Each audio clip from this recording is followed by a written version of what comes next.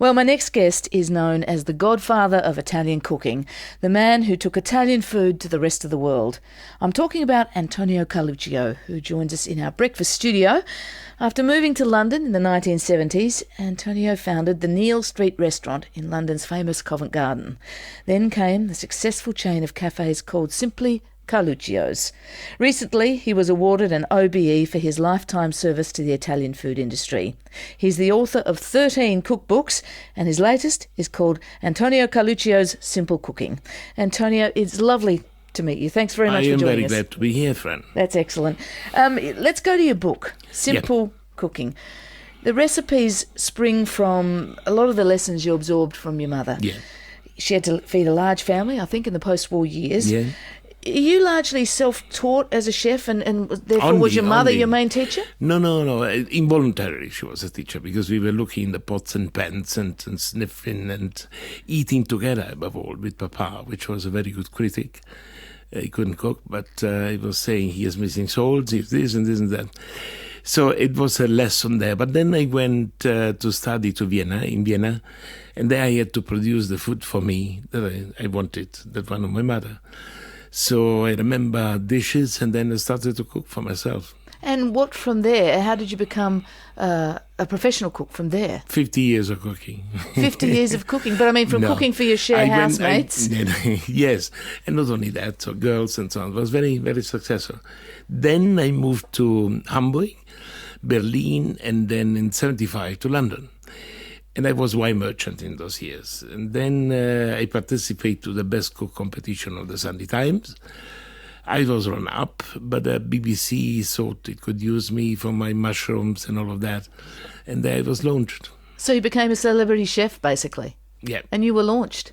Yeah, I was one of the first, together with Ken Hom and Mandura Jaffrey and others. It was very interesting. Yeah, very interesting indeed. When you first arrived in Britain in 1975, I've read that it was your encounter with the British version of Spag Bowl which made you decide to write some cookbooks because you were horrified, weren't you? I was horrified because it doesn't exist, Spag Bowl. It exists... You mean it doesn't exist in Italy? It shouldn't exist. Now it exists as well. But the real original recipe is fettuccine or tagliatelle with bolognese sauce. This is the original one. And it's extremely simple, without herbs, without things that they could affect the taste of the meat. So, and with flat noodles, not with spaghetti. That's important to have flat noodles? It is important because we have 600 shapes of pasta in Italy. And each one has an affinity to the sauce, and it works different on the palate than others. So we are very, very fussy about that. Do you call it spaghetti bolognese? No, we call tagliatelle bolognese. Tagliatelle bolognese, of course. Sorry, I beg your pardon. But what's the key difference? I don't know if you've tasted Spag Bowl here. Well, the spaghetti is round and thin or thicker. No, but I mean, what's the difference in the sauce? No, in the sauce, the sauce that they made, I suppose the way Italians, they made the sauce for the British in England. And that started there. But they added sort of oregano and herbs and impossible stuff. The real bolognese is without all of that. Very simple, onions, mince, could be pork and beef or beef and veal, a little bit of wine, sauce, tomato sauce, and let it bubble for 2-3 hours. That's it. Simplicity is a bit of a key of your cooking. In fact, this cookbook is called Simple Cooking. Yeah. And it says that you even use leftovers, advise people on how to use leftovers. No, that's the point, yes, because I give a little bit of room for improvement, upgrading, but also room for using the leftovers, which for Italian is extremely important. Because many dishes, they're coming out of the leftovers, rehashed and done in a second different way. Give me an idea. An example, if you have leftovers of spaghetti, spaghetti with sugo, with sauce, you add another couple of eggs, beaten, a little bit of parmesan, and you make a frittata of macaroni, which is delightful. We're going to have to cook that after this, aren't we? No, exactly. Here in Australia, we think we have pretty good Italian food. You have. I think we pride ourselves on that. Something not very, very, very sort of regional, but you have.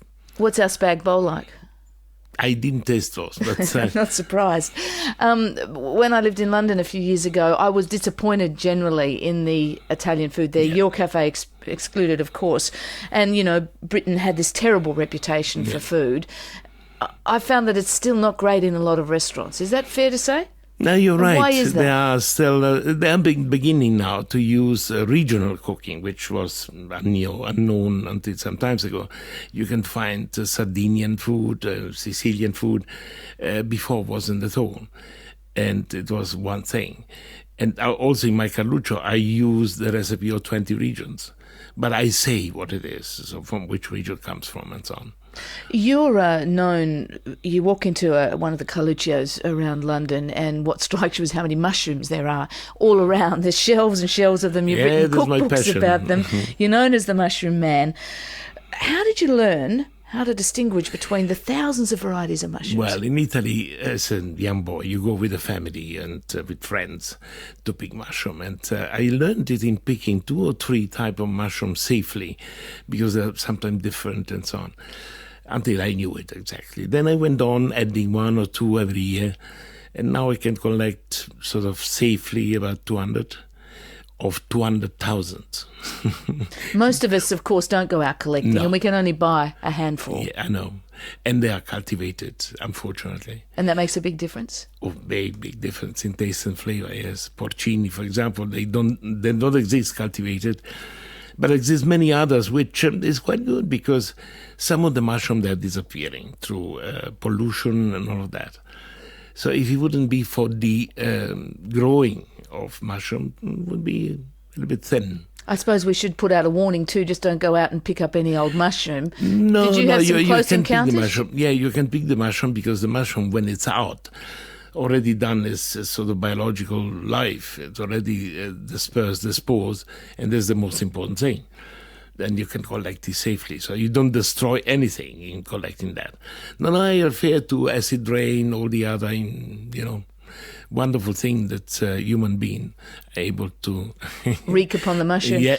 Have you ever made some bad mistakes with the mushrooms? Have you eaten some poisonous ones? No, I wouldn't be here otherwise. Now, there is something I've always wanted to know, because you get all sorts of advice about mushrooms. I can't believe you cook a mushroom without washing it. Is that right? It's got so much dirt on it. No, a bit of grit is good. With the what? A bit of grit is good. Oh, it's good. Adds to the flavour. Roughage. No, you don't wash them. You brush them and you clean them with a sort of wet cloth, because they absorb an incredible amount of water and they become spongy, and it's not good. So also, I don't know why people peel the cultivated mushroom. You don't need to. The skin is wonderful. Chuck it straight in. Yeah. You are. I know one of your projects. You're not so directly involved with the restaurants anymore, and you've got a number. I am consultant. Yeah, you've got a number of other projects going, including. I was interested to read about the Warrior Program. That's a wonderful program. Tell me about that.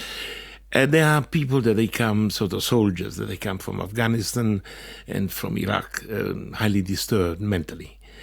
And you don't see any wounds or whatever, but inside they are very hurt. And I try to teach them to cook. I take them with me picking mushrooms just to generate different things in their mind. And they're very thankful for that. And it's lovely to see that some of them are reintroduced in the society. Because when they come, they're really very, very lost. And families, they abandon them. They are living rough. And so this program makes them reason again.